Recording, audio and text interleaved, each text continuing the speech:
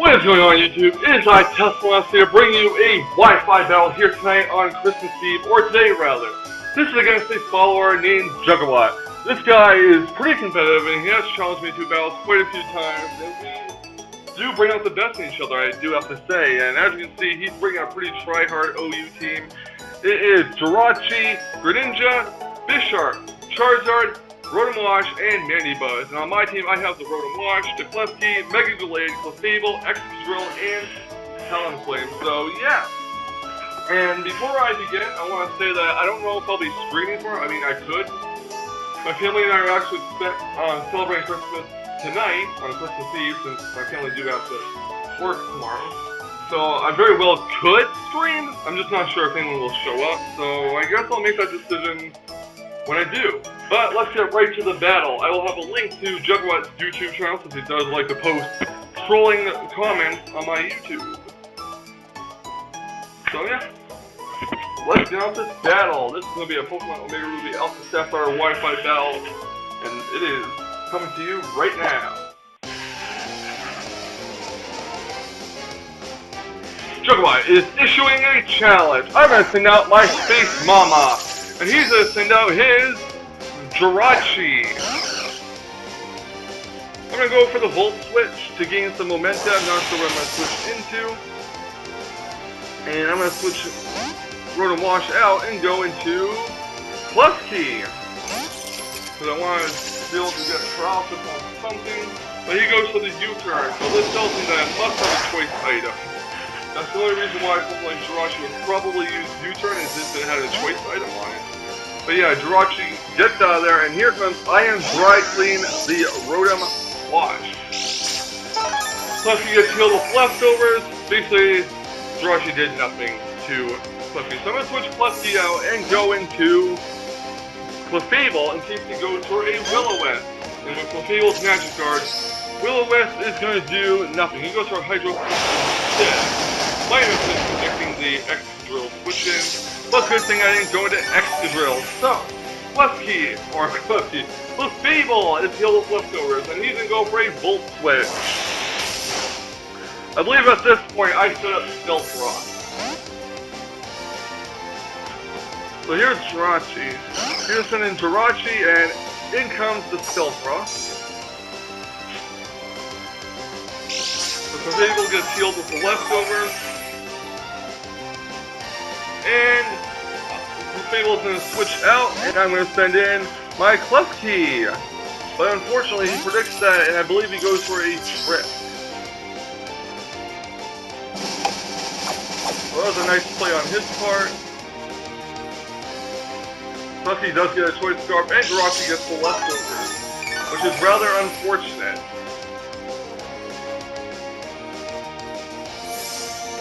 Jirachi switches into Rotom-Wash, predicting a Thunder Wave. Takes Stealth Rock's damage, and yeah, that is nicely done. So, yeah, Clefsky is pretty much hindered at this point. Can't really do much now that it's locked into one move. I'm going to switch Clefsky out and go into Space Mama, the Rotom-Wash.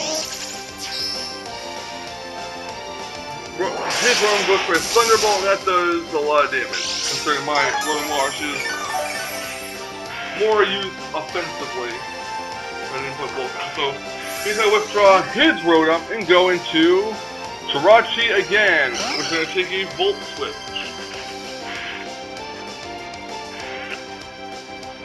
So Volt Switch on Jirachi.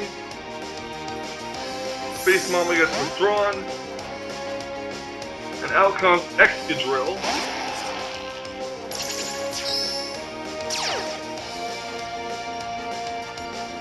I'm going to put air with the air balloon. Jirachi gets healed with leftovers. And right now, looking back at this battle, I don't know why it went for Earthquake, because it was obvious he was going to switch out. So out comes Mandibuzz. Mandibuzz takes Stealth Rock's damage, and Earthquake does nothing. Mandibuzz gets healed with leftovers. Excadrill is getting withdrawn, and out comes Clefable. And now he's going to go for a Defog, most likely, so yeah. He goes for a Roost instead. I'm not sure what the point of that was. Probably was better off defogging instead of giving me a free switching to my Clefable, which still packs Stealth Rock. But yeah, this time he does go for the defog. Lowers Clefable's accuracy. And I go for a Flamethrower, predicting a Jirachi switch action. So obviously I was wrong on that. Clefable gets healed with some leftovers. He's going to withdraw the Mandibuzz, going into Jirachi. So I go for Stealth Rocks again, setting up that Stealth Rock. Because I want Stealth Rocks to be there for that Charizard as well as the Mandibuzz. So Clefable gets healed for leftovers.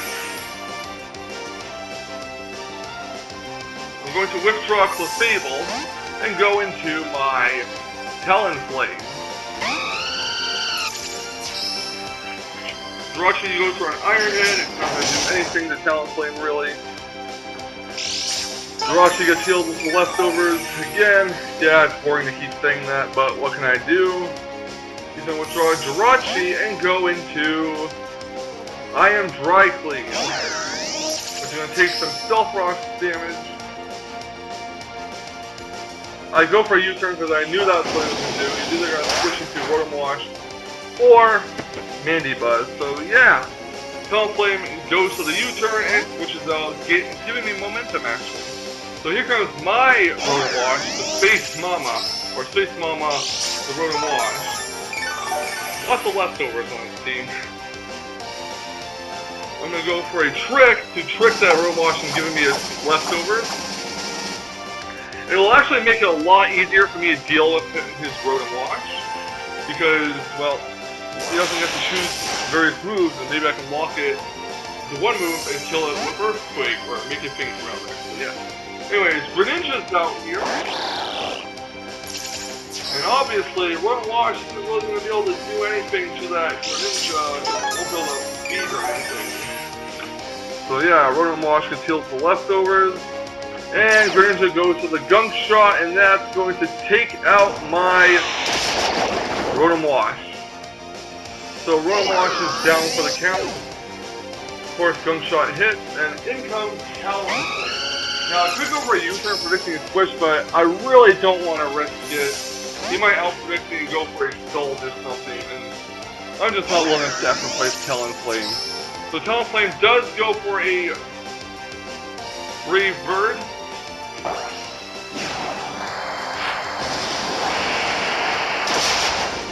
And it does well enough where it puts it in the range to be KO'd. He's obviously going to withdraw his Rotom Wash, doesn't want to think quite yet. And switching to a Mandibuzz, which is going to take Stealth Rock damage and Brave Bird damage. So yeah, Brave Bird, let's see how much Brave Bird does.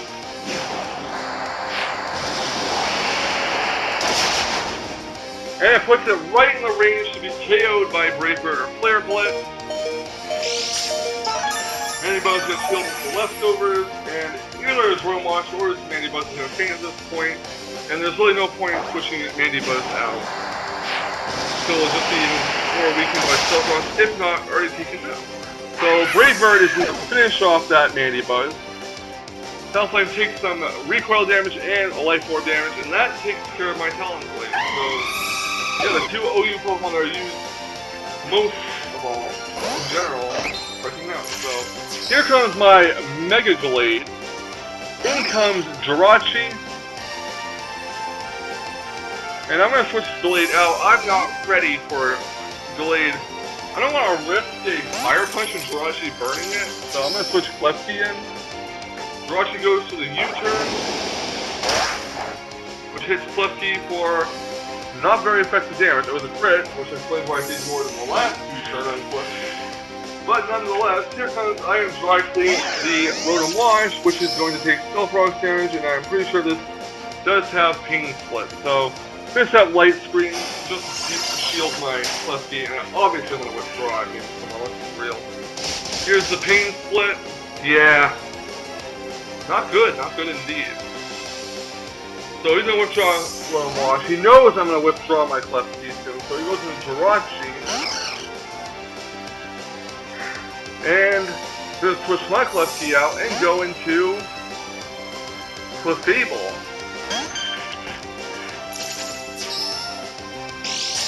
So Jirachi gets healed with the leftovers. My Clefable gets healed with the leftovers as well. And I'm just going to stack all the Clefable. So there's really not much of a point in keeping Clefable in. Mini Buzz is down, which is pretty much what I'd really want to take out Mini Buzz with this Clefable. And I don't need to reset Stealthrock because there's really nothing else on the team that has Defog already. So, just going to stack the Jirachi off. And fortunately though, the Clefable gets a burn on the Jirachi with that Flamethrower. Now I'm like, you know, I can just send Clefable in against that Rotom Wash. And Jirachi can't do anything because it's burned. So yeah, Jirachi goes for Iron Head, it's nothing, it's going to do diddly squat.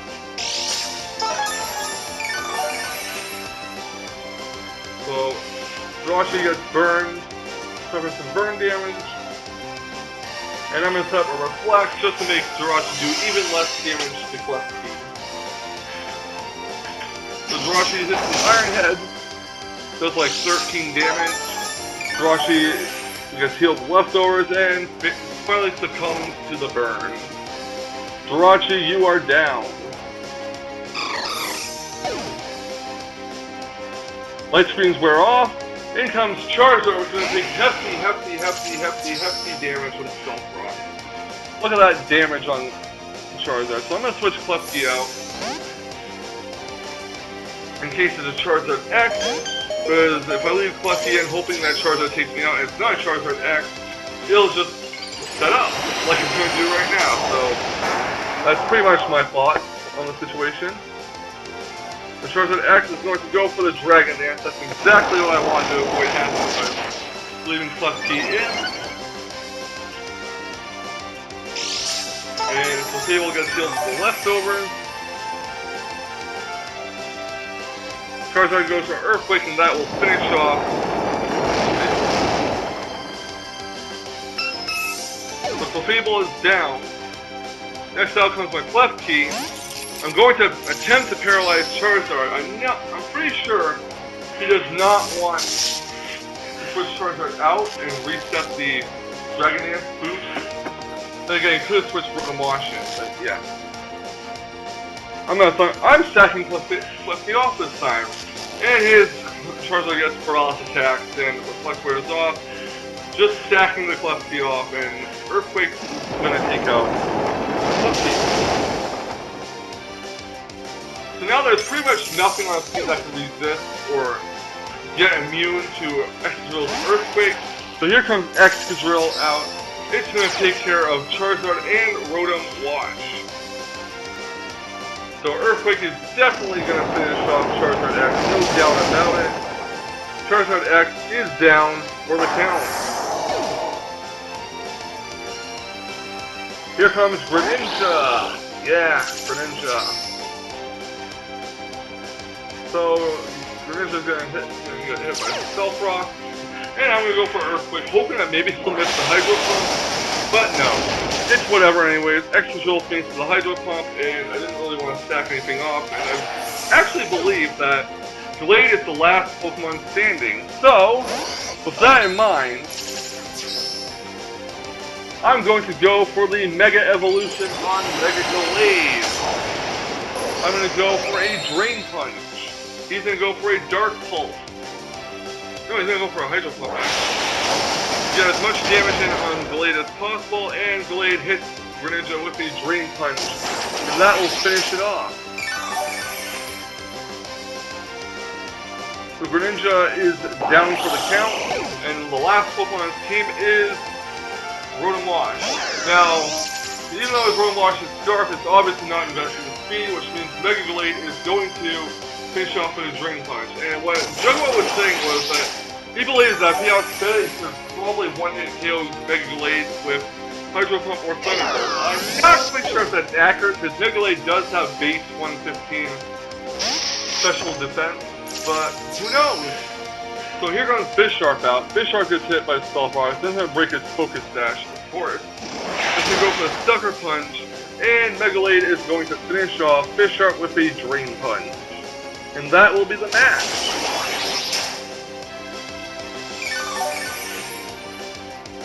So yeah, good game, Jugawatt. Thank you so much for the battle. Thank you for supporting my stream, and thank all of you for watching. And I hope you guys have a Merry Christmas, Happy Hanukkah, Happy Kwanzaa, Happy Holidays in general, and maybe I'll stream tomorrow, and maybe I'll have another video out, possibly for Pokemon trading card game box opening, because that for some reason is what I asked for Christmas. So yeah, nonetheless, thank you guys once again, and have a great night. Happy Holidays, Merry Christmas, Happy Hanukkah, and Happy Kwanzaa. Take care, everyone.